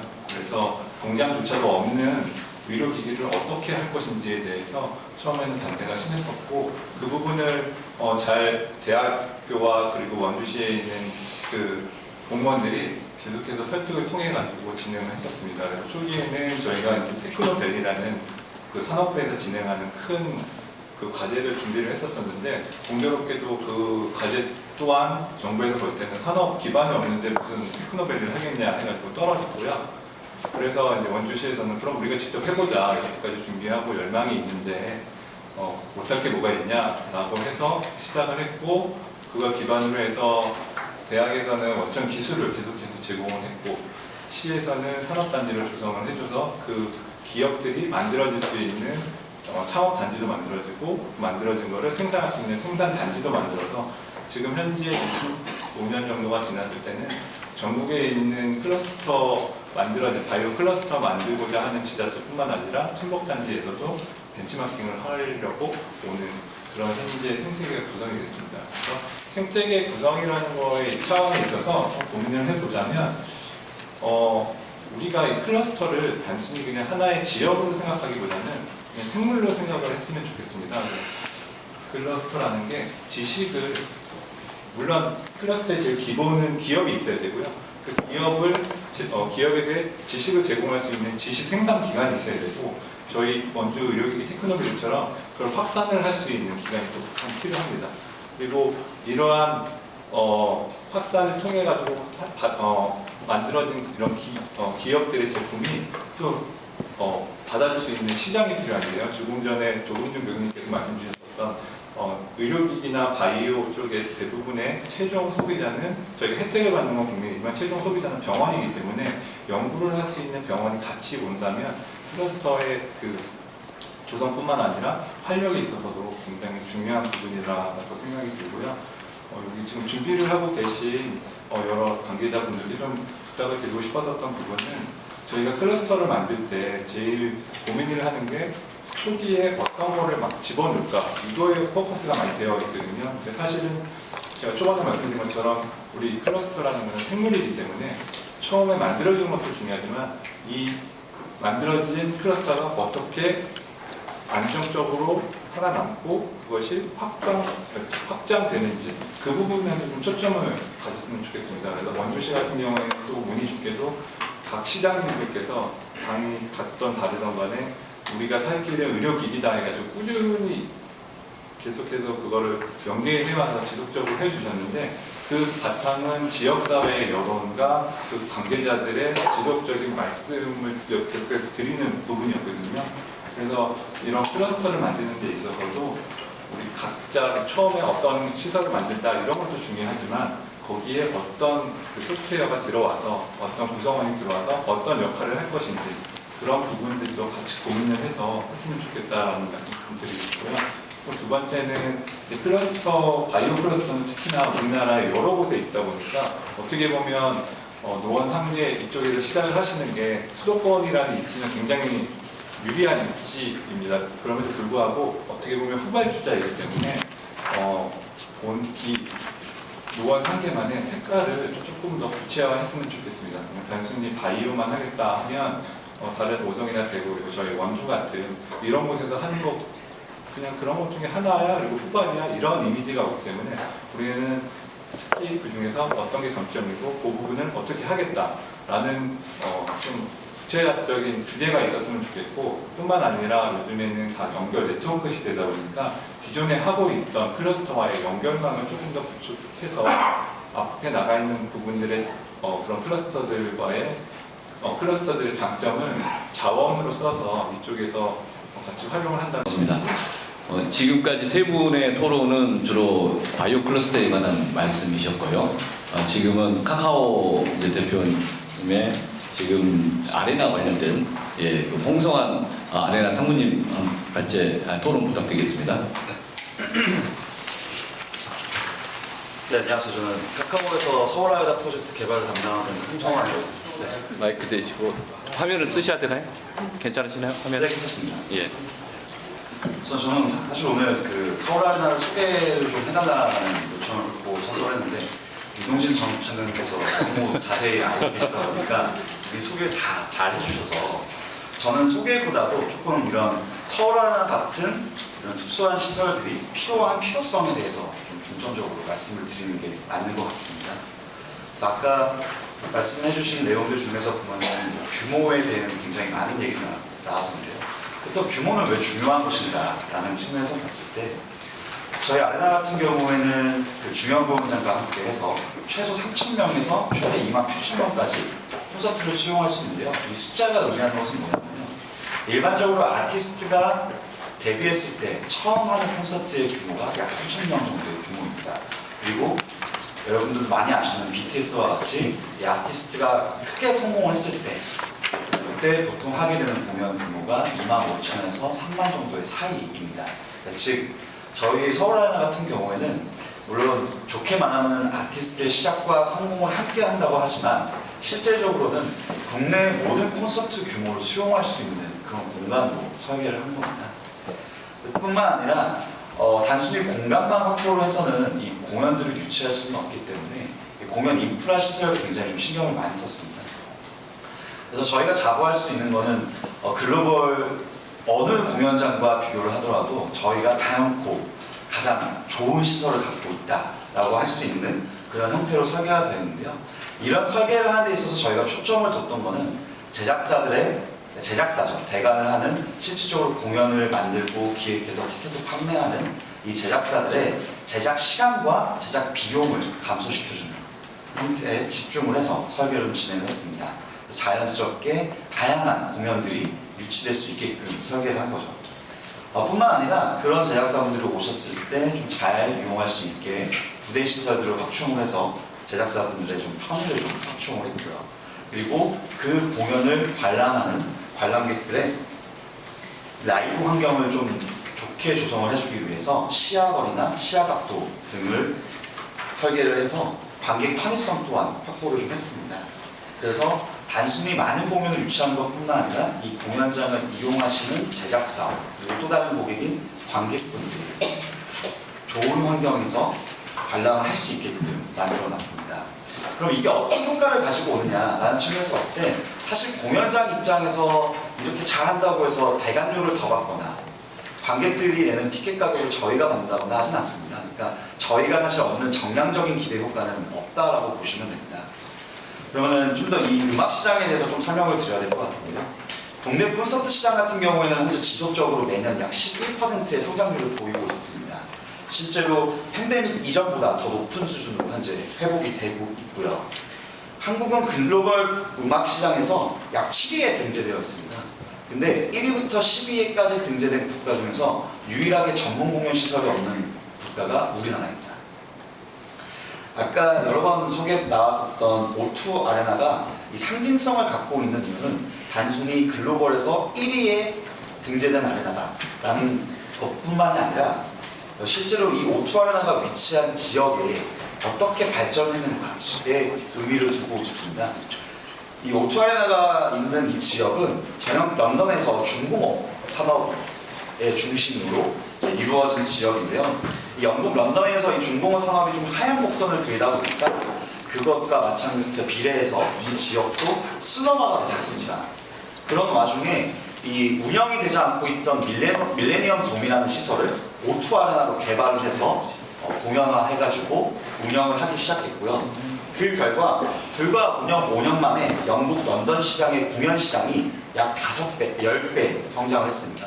31만 명의 공연 관객이 있던 영국 런던이 310만 명까지 성장을 했었습니다. 그와 마찬가지로 이 지역이 활성화되는 그런 경제적 효과까지도 불러오게 됐습니다.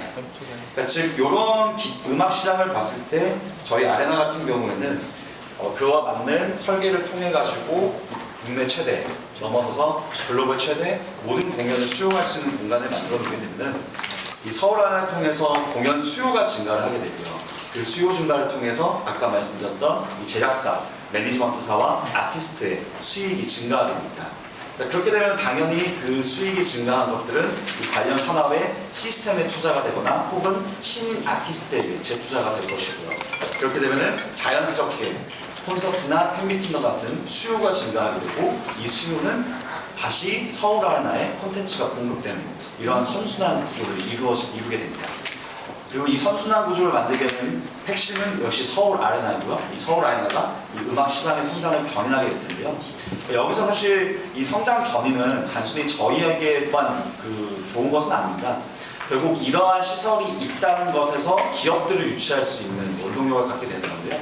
사실 기업들이 사업을 이전한다거나 할 때 물론 세제 혜택과 같은 정량력 효과도 좋지만 사실 그것보다는 근본적으로 우리가 왜 그 지역에 가야 하는가를 충족시켜줘야 되거든요.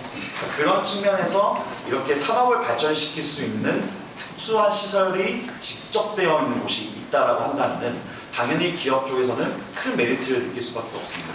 여러 가지 협업할 수 있는 기업들이 많이 있고 R&D를 할 수 있다거나 또 여러 가지 교류를 할 수 있는 공간과 부대 시설들이 마련이 되어 있고 그와 맞게 다양한 기업들이 이미 들어와 있다거나 한다면은 기업 입장에서는 충분히 메리트를 느낄 수밖에 없습니다. 내가 예를 들어서 판교에 있을 때 이 기업들과 협업을 하기 위해서 창동까지 가야 되는 상황이 발생할 텐데요. 그럼 당연히 창동으로 노원으로 이동을 해서 그곳에서 함께 일을 하는 게 큰 메리트로 다가오기 때문에 그런 측면에서 이 노원의 이 바이오 클러스터의 필요성이 왜 있는 건지 이런 것들에 대해서 좀 더 집중해 주시면 감사하겠습니다. 네, 감사합니다. 네, 고맙습니다.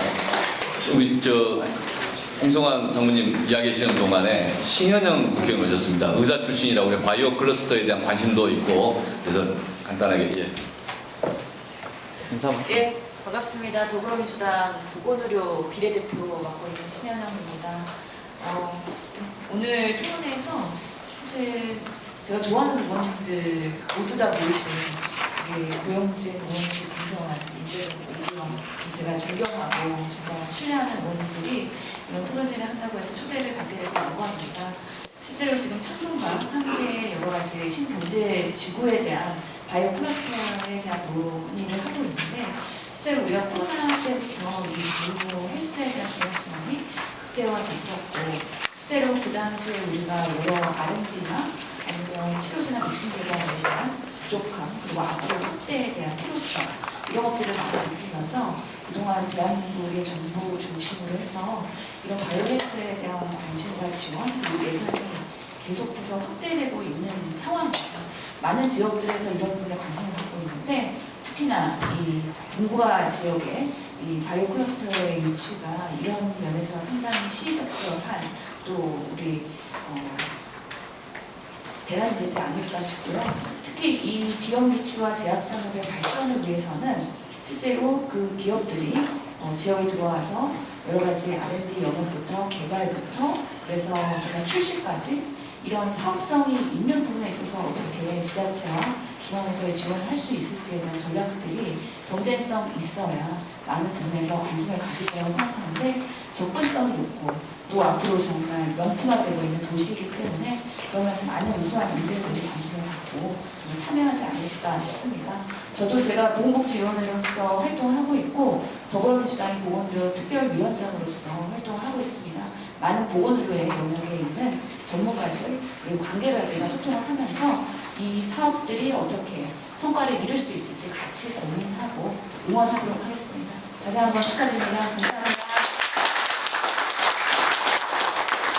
저희가 이 자료집을 만들면서 뒤에다가 몇 가지 이걸 첨부를 했었습니다. 오늘 발제하시는 분 토론하는 상관없이 저희가 하는 이제 국가정책으로서 바이오 클러스터에 대한 육성 방안 또는 이제 창동 상계에 관한 서울시 계획안 등등 일부 좀 참고하시기 바랍니다.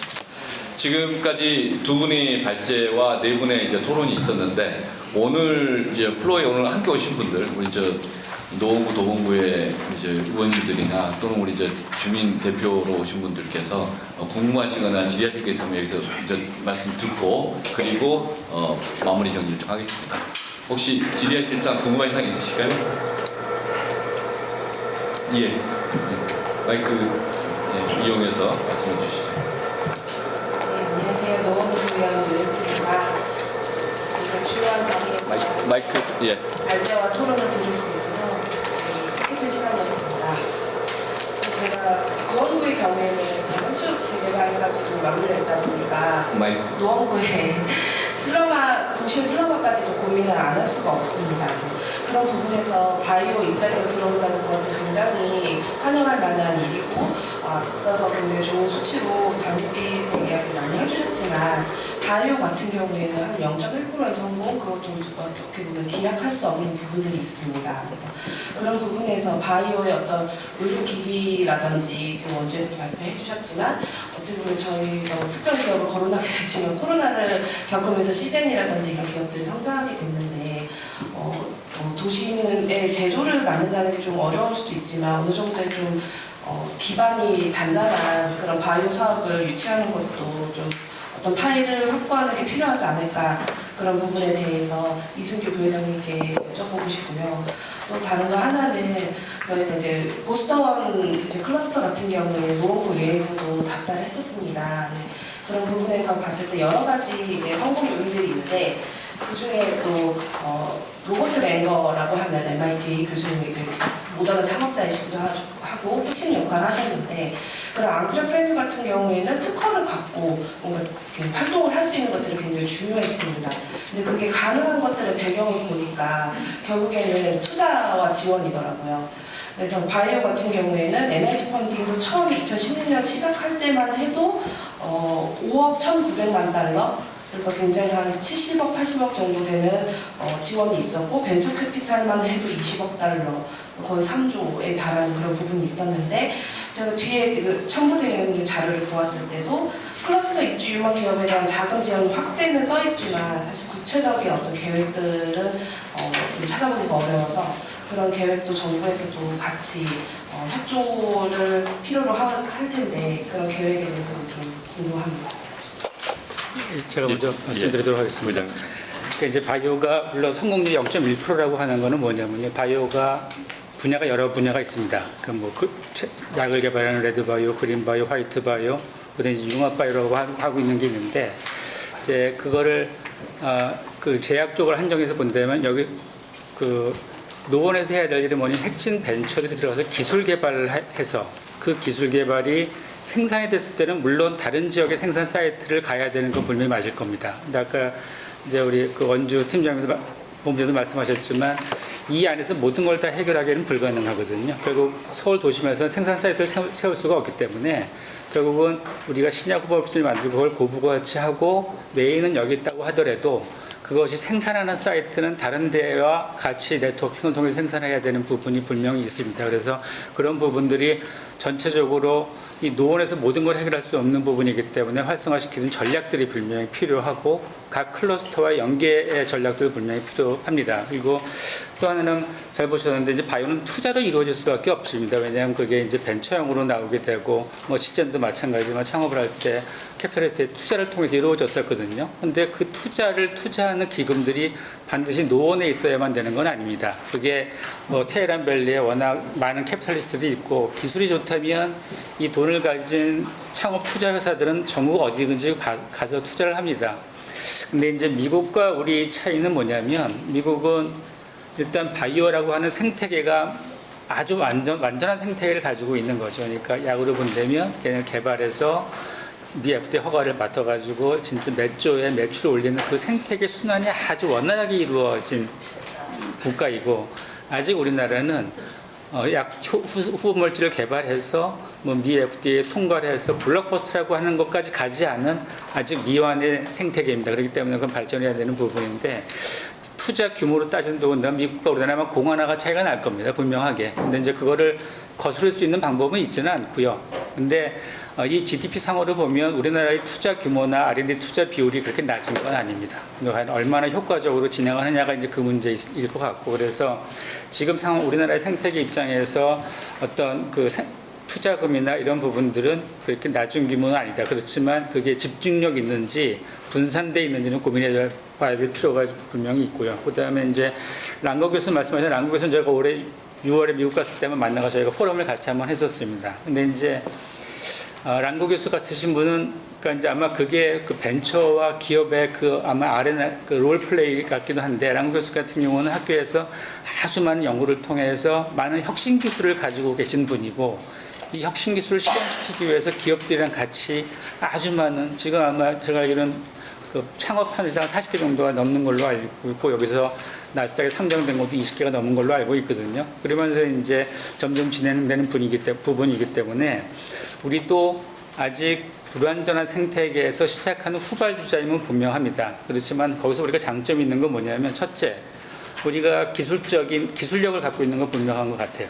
또 하나, 두 번째가 뭐냐면 우리나라 의료 시스템이라고 하는 거는 선진국에 내놔도 진짜 아주 좋은 의료 시스템을 갖고 있습니다. 그리고 그 말은 개발되고 있는 과정에 의료기기건, 약이건, IT가 접목된 여러 가지 기술이건 의료 시스템을 통해서 점점 더 밸류업을 할 수가 있고 고부가 출산 그 장점이 있는 거고 또 하나는 뭐냐면 우리나라가 후발주자이긴 하지만 이 코로나를 거치면서 K바이오의 브랜드가 의료기기 쪽은 한 26%, 그 다음에 약 쪽은 한 32% 정도의 브랜드가 상승을 했습니다. 결국은 이거는 우리가 바이오라고 하는 거는 기술성의 신뢰성을 담보한 상태에서 진행을 해야 되는데 거기에 그걸로 관련된 인프라는 우리가 코로나를 거치면서 많이 입증이 됐다. 그렇기 때문에 물론 이게 완전 장밋빛은 가지는 않겠죠. 많은 이제 험난한 것들이 있겠지만 이것이 정부가 끊임없이 진짜 지고지순하게 투자를 하면서 전략들이 바뀌지 않고 한 10년 정도의 전략으로 계속 끌어다 준다고 한다면 바이오라고 하는 것이 지금 우리가 새로 갖게 되는 여러 가지 기회를 새로 간 고부 가치로 확산할 수 있다고 저는 그렇게 생각을 합니다. 네, 고맙습니다. 김성환 의원님. 예. 말을 많이 해서 죄송합니다. 오늘 발제 토론 잘 들었고요. 우리 이승규 부회장님하고 우리 조금준 교수님께서 주신 말씀이 약간 발상을 바꿀 수도 있겠구나라는 생각을 하게 됐습니다. 잘 아시겠지만 송도나 원주나 오송이나 여러 바이오 단지들이 있는데 서울이 왜 또 바이오를 하냐라고 왜 또 수도권에 또 뭘 하려고 하냐라고 할 수도 있습니다만 서울이 가지고 있는 최대의 장점은 소위 빅5를 중심으로 한 의료 대형 병원을 갖고 있다는 것이 이제 가장 큰 장점인데 그거를 바이오와 어떻게 접목시킬 거냐 그 중심이 이제 서울대병원을 앵커로 해서 이제 연구소를 유치해보자고 하는 게 최초의 발상이었는데 왜 꼭 서울대병원이어야 하냐 여러 병원들이 협업하거나 혹은 그 병원들, 연구중심 병원들의 일종의 연합체가 들어올 수 있는 그런 공간을 만들고 그런 데와 연구소와 협업할 수 있는 모델도 가능한 거 아니냐라고 말씀을 주셨는데, 그것도 우리가 검토 가능한 모델 아닌가 싶습니다. 그래서 오늘 다 토론하기는 어렵겠지만 그 공간이 실제 서울에 남아있는 마지막 이 금사라기 같은 대형 땅이기 때문에 그 공간을 어떻게 하면 서울이 갖고 있는 소위 빅5를 중심으로 한 의료 인력과 소위 바이오 관련한 연구 인력의 소위 협업과 시너지가 이어지고, 그게 송도나 원주나 오성하고도 이렇게 상호 협업할 수 있는 모델의 일종의 허브 기능을 할 수 있을지에 대해서 서울대병원 외에 우리 다른 병원들하고도 같이 그 구상을 함께 해보는 게 좋겠다, 이런 생각을 하게 됐는데, 그걸 좀 더 구체화할 수 있는 아이디어를 좀 많이 주시면 저희가 오늘 또 신현영 의원도 오셨고 우리 인재근 의원님도 또 보건복지위에 계신 만큼 저희가 함께 힘을 합쳐보겠다는 말씀. 혹시 조금 더 보완해서 좀 그런 걸 어떻게 하면 할 수 있는지에 대해서 의견을 주시면 좋겠습니다. 네, 역시 저도 이제 그런 부분을 말씀드리려고 했는데, 사실 네, 정확하게 지적해 주셔서 그 부분을 좀 잠깐 말씀드리면, 제가 아까 지식을 제공을 하는 기간이 필요하고 지식을 확산하는 기간이 필요하다고 말씀드렸었는데, 저희가 그 클러스터를 만들 때는 20년 전에 저희 원주시 내에서 그 클러스터에 대한 모델이었었고, 지금은 규모가 좀 커지다 보니까, 그리고 이미 다른 데에 클러스터가 만들어져 있어서 제가 그거를 좀 말씀드리고 싶었던 게, 수도권에서는 지식을 생산하는 R&D 창구로서 역할을 해주셔도 좋지 않을까라는 걸 좀 말씀을 드리고 싶었었어요. 저희가 이제 기업을 유치를 하거나 아니면 새롭게 뭔가 사업을 하고자 할 때 제일 어려운 게 인력에 대한, 인력 수급에 대한 고민이었거든요. 그런 거에 있어서 우리 창동 서울에 있다라는 이 지역적 그 이점은 어디서나 사람을 모을 수 있다라는, 젊은 사람, 연구자들이 쉽게 올 수 있다는 정주 여건이 좋다라는 장점이 있습니다. 특히나 조금 전에 상무께서 말씀하셨던 이런 아레나나 이런 문화 공간에 대해서 이 정도 투자가 이루어진다면, 요즘에 있는 MZ들은 단순히 돈이나 이런 것들보다도 내가 어떻게 좋은 삶을 살고 있는가에 대한 또 관심이 많이 있거든요. 그런 부분에 있어서 일단 정주 여건이 좋을 것 같고요. 그리고 최근에 그 바이오 기업들의 대부분이 스타트업들이고, 스타트업들의 그 유니콘으로 성장을 하는 그 비중이 10년 이내에 성장됐던 부분들이 많이 있습니다. 그런 부분에 있어서는 저희가 원주시에서 처음에 의료기기를 할 때 성장 기반이 없음에도 불구하고 할 수 있었던 것과 마찬가지로 스타트업들을 육성을 할 수 있는 그런 부분들이 굉장히 좋은 이점이 될 것 같고요. 그렇게 됐을 때 거기에서 나오는 수많은 아이디어나 아니면 라이센싱 아웃 할 수 있는 좋은 아이템들이 있기 때문에, 그런 부분을 지금 바이오 클러스터에서 모으면 좋지 않을까라는 생각이 좀 들었었고, 또 하나는 우리 개방형 실험실 사업단을 소개해 주셨지만, 이렇게 7년 이내, 저도 경기도에 있을 때 저도 연구중심병원이 있는 한국종합병원에 있었었고요. 이런 연구중심병원뿐만 아니라 개방형 실험실 사업단에서는 수많은 초창기 기업들을 육성을 해요. 근데 문제는 뭐냐면, 그 기업들이 7년 이내 기업들임에도 불구하고 3년, 4년 후면은 그 사업단에서 졸업을 하고 다른 곳으로 가야 됩니다. 초창기 기업들.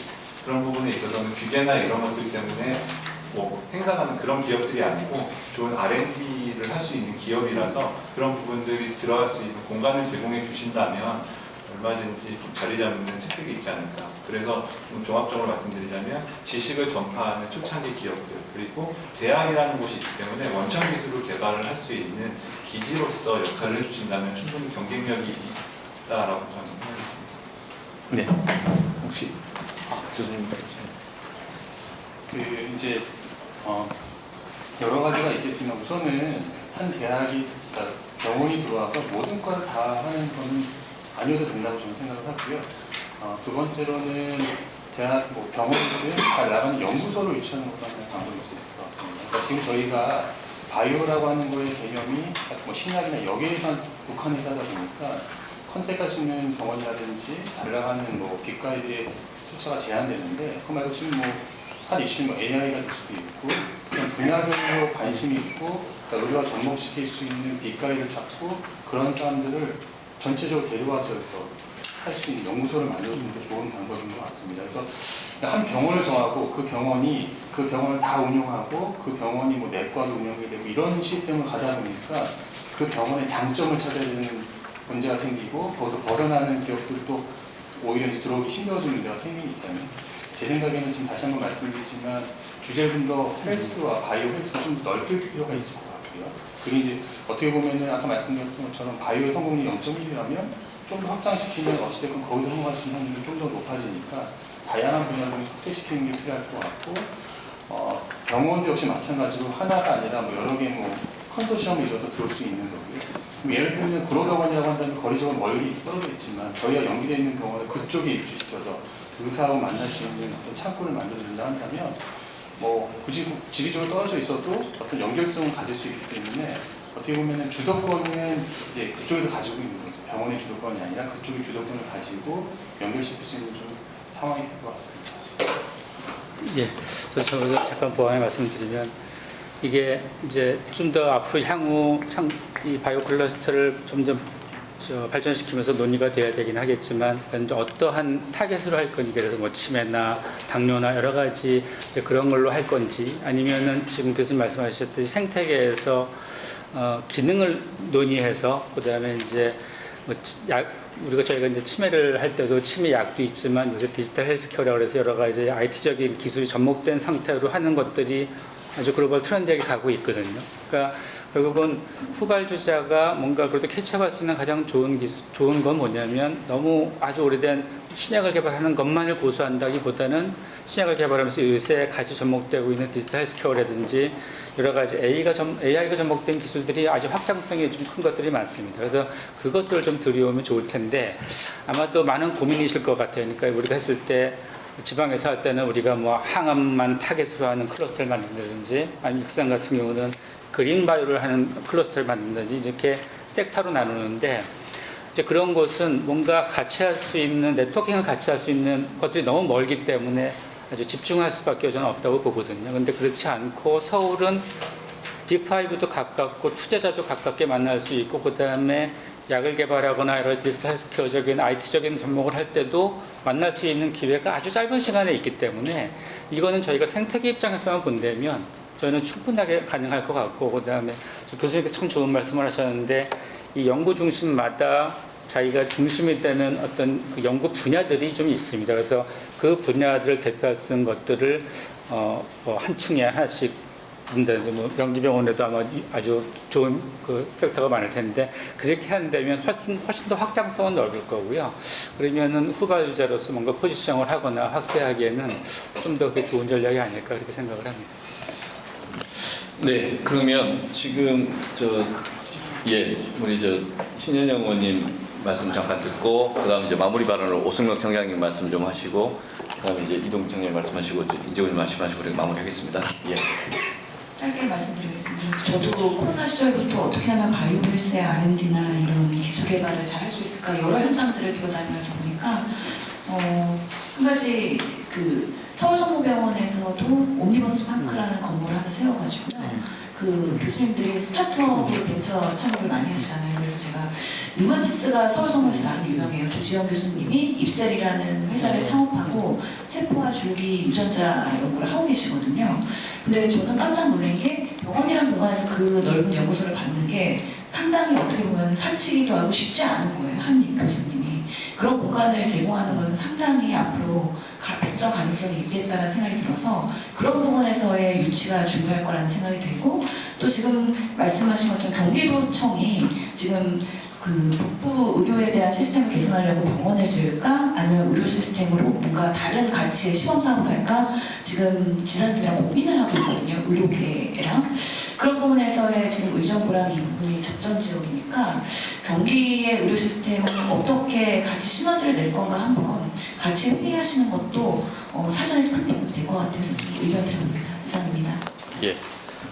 다음으로는 이제 지금부터 마무리 발언으로 들어가겠습니다. 네, 예.